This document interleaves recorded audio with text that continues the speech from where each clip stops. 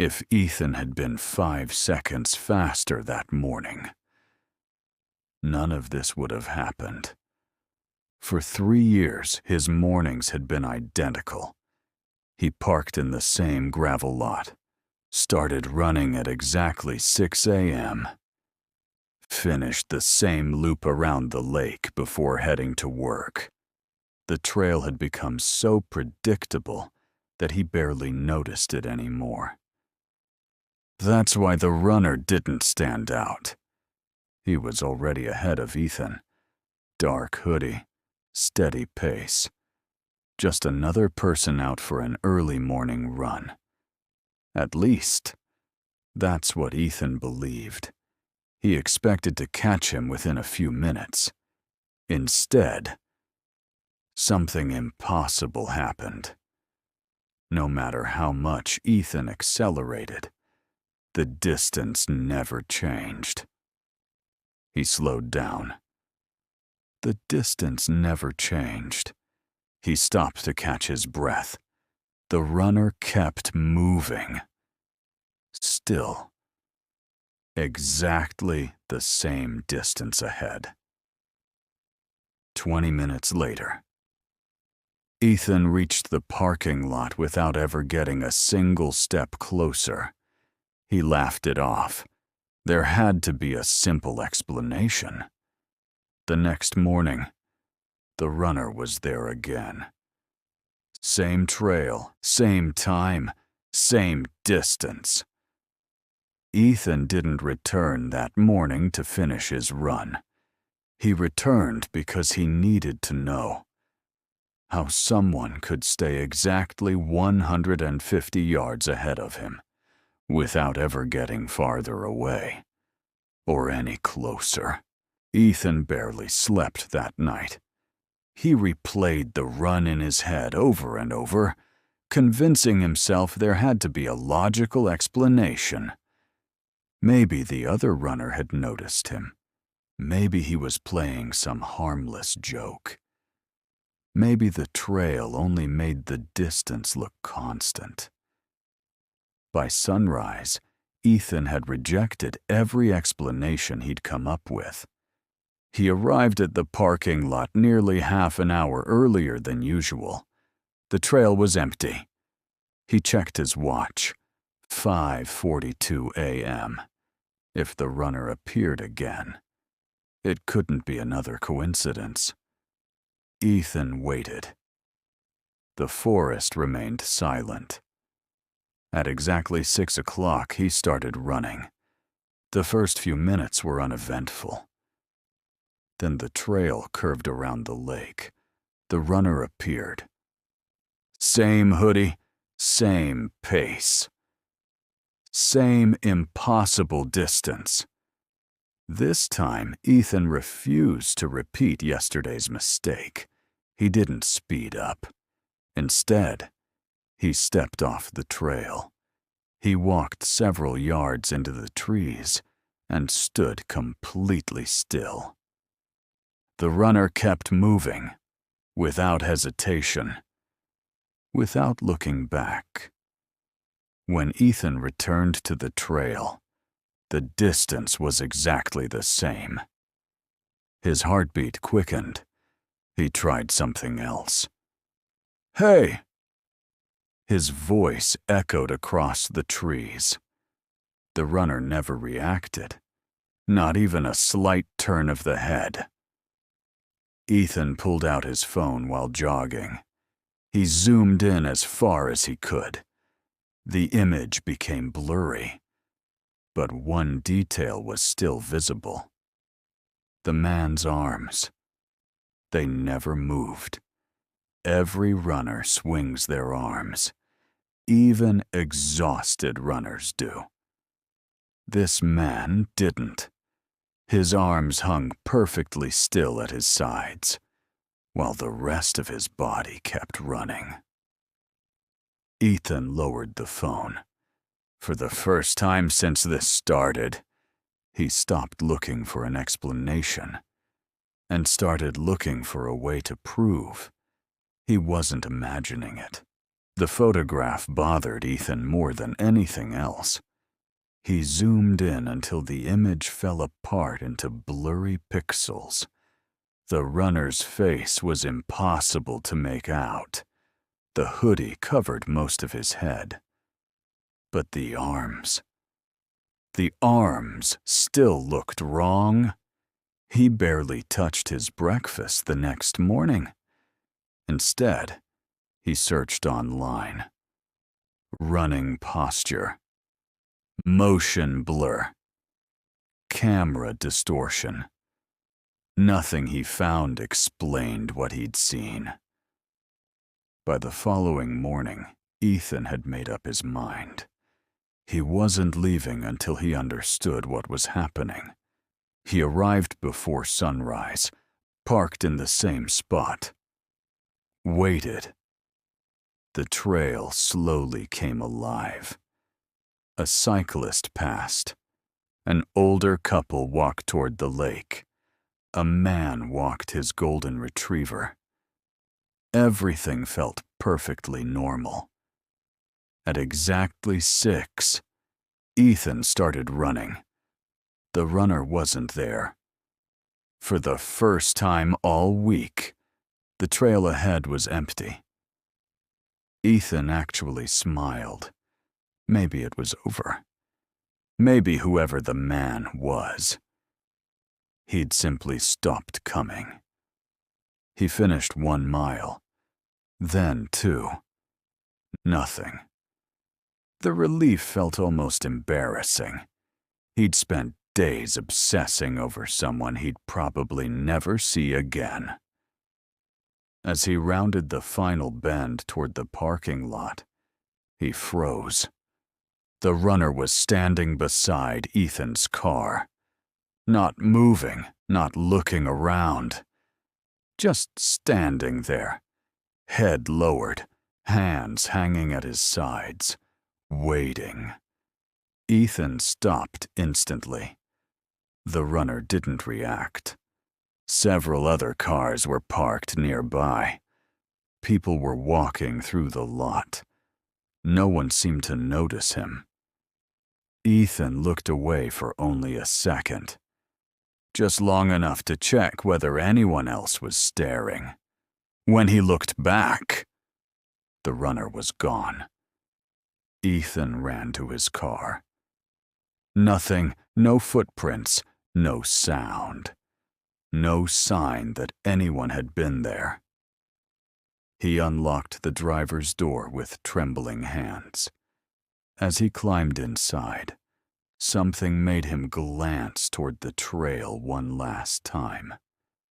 The runner was back, standing at the entrance to the path, exactly where Ethan had first seen him, exactly 150 yards away. This time, he wasn't waiting for Ethan to catch up.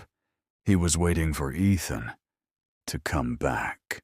Ethan didn't return the next morning. For the first time in 3 years, he skipped his run.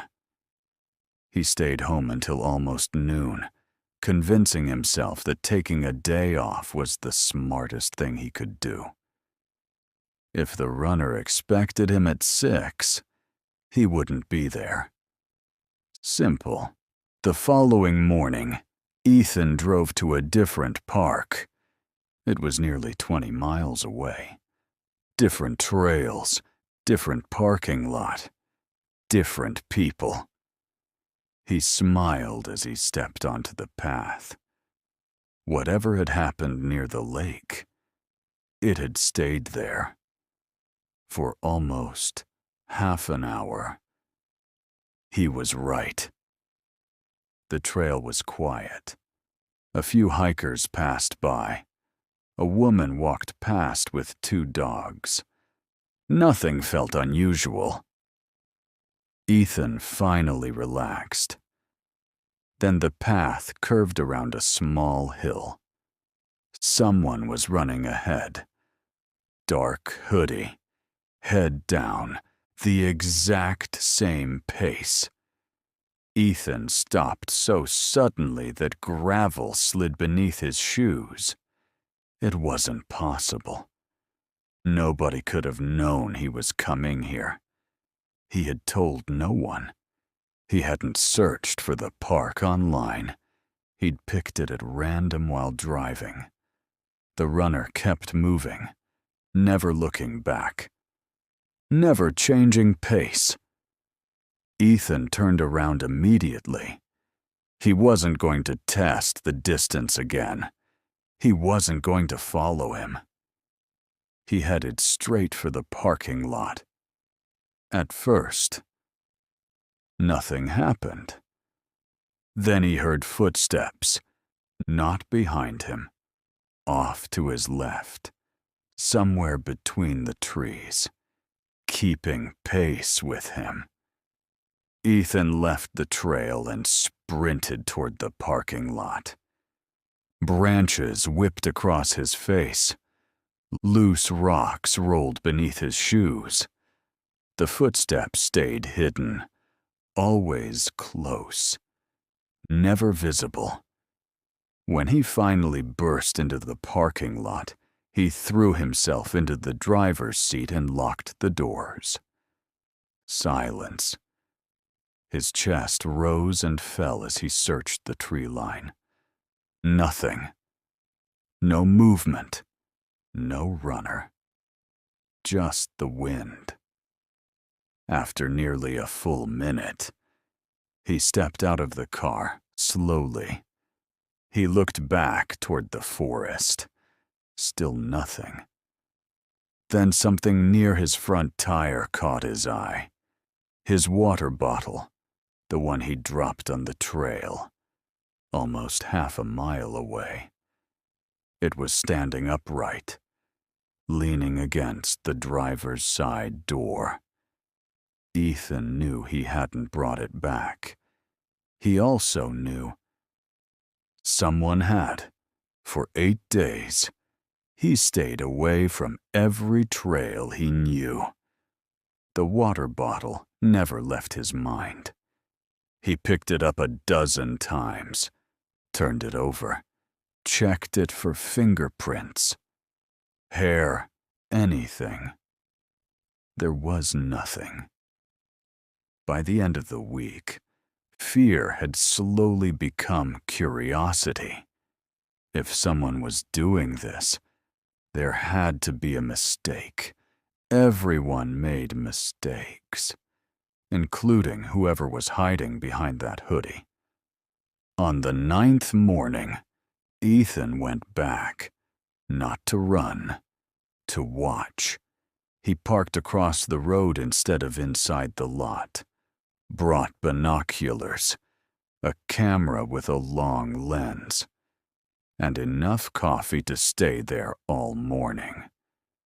At 6 o'clock, the runner appeared, exactly where Ethan expected, moving along the trail at the same steady pace.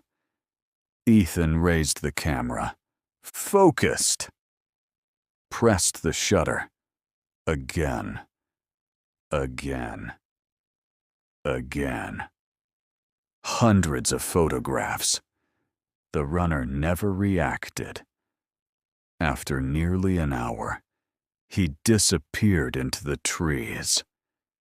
Ethan waited another 30 minutes before driving home. For the first time, he felt in control.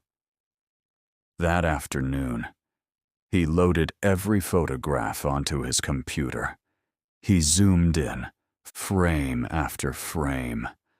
The hood, the shoes, the hands. Then he noticed something strange.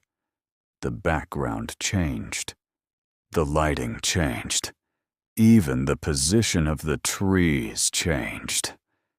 But the runner never did. The same stride, the same posture, the exact same position in every single photograph, as though one image had simply been placed on top of hundreds of different backgrounds. Ethan leaned closer.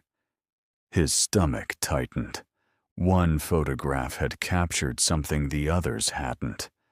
The runner's head. It wasn't facing forward anymore. It was turned, looking directly into the camera. Ethan stared at the image. He was certain that hadn't happened. He would have remembered.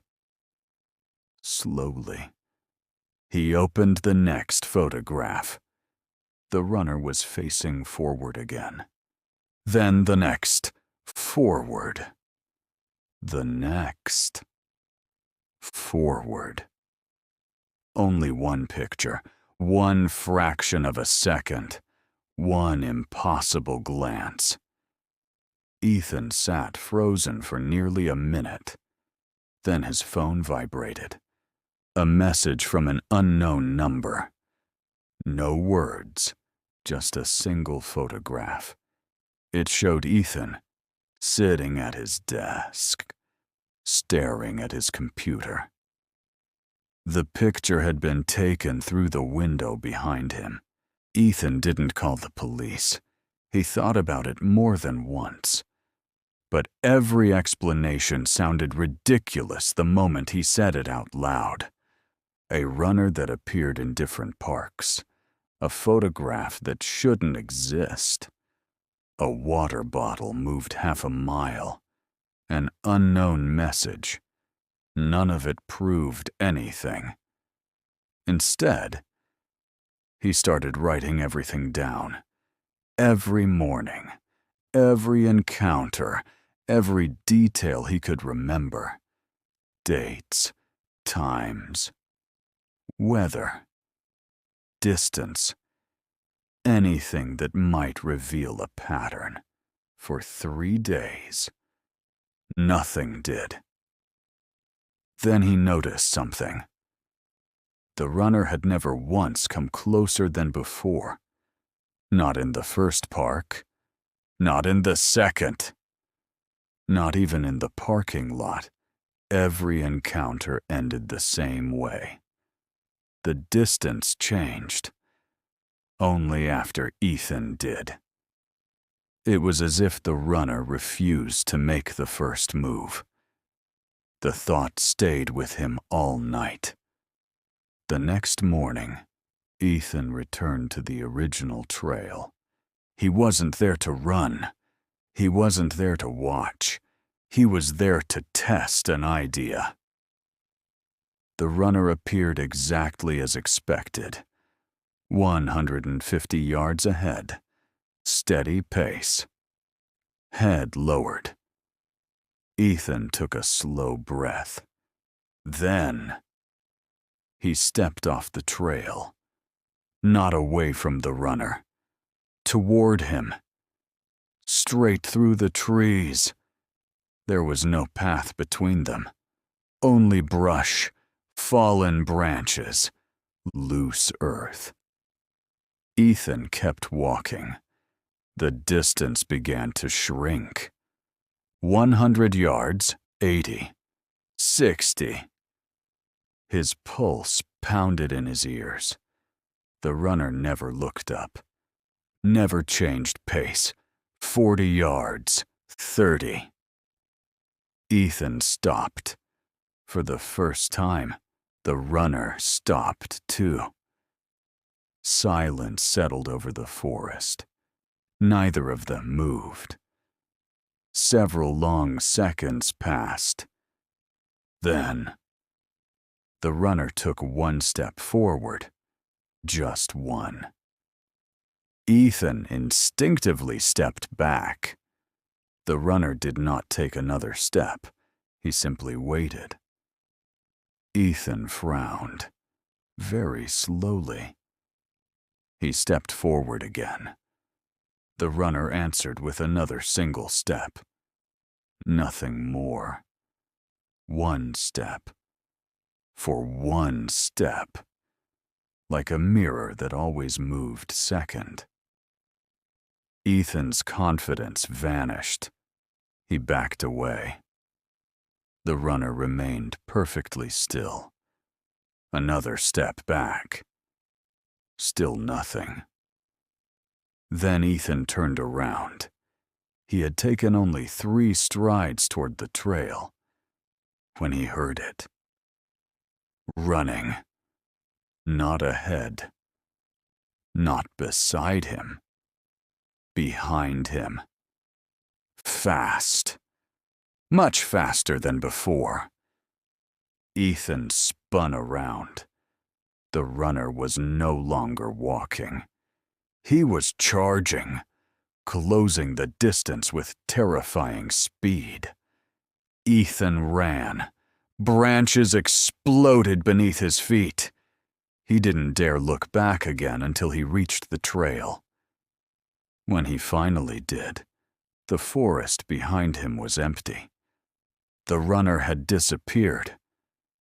But this time, Ethan understood the rule. As long as he faced it, it learned.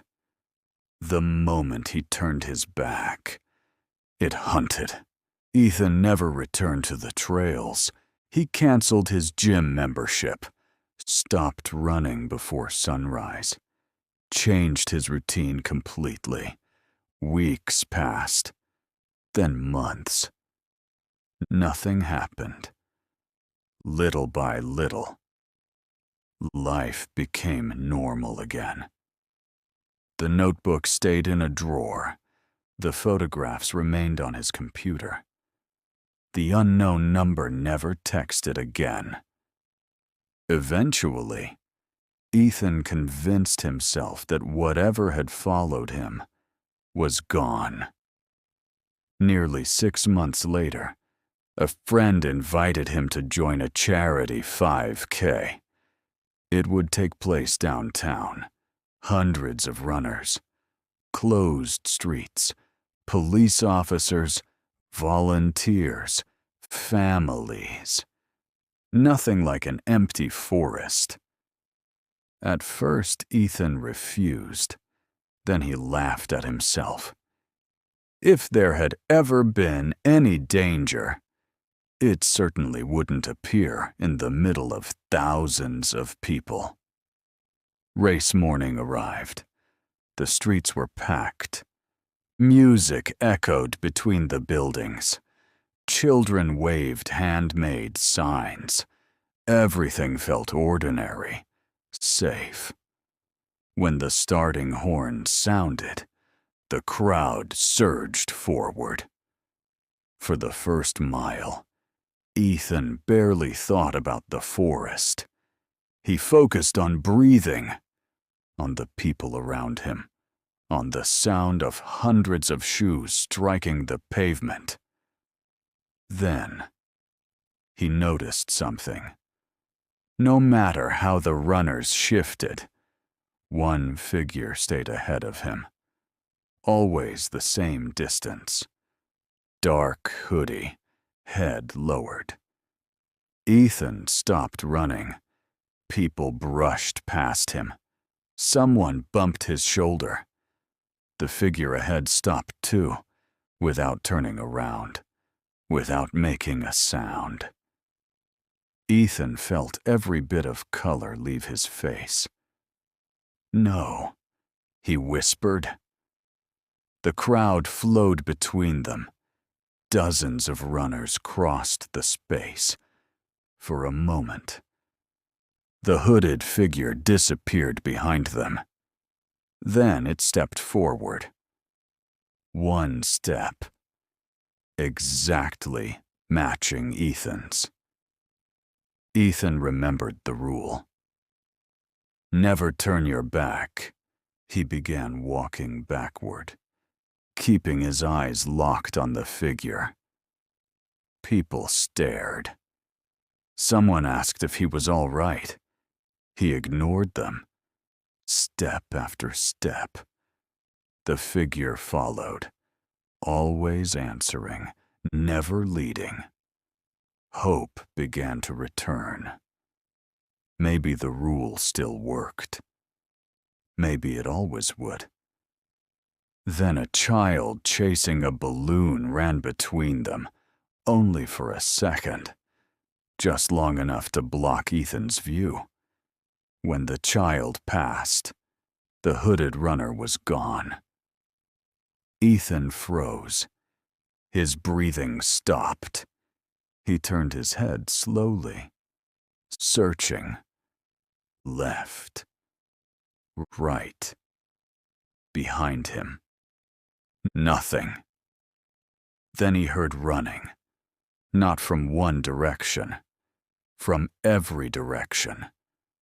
Shoes striking pavement. Perfectly synchronized. Hundreds of footsteps, all exactly the same. Every runner around him had lowered their heads. Every runner around him was matching his pace. And every one of them had stopped swinging their arms.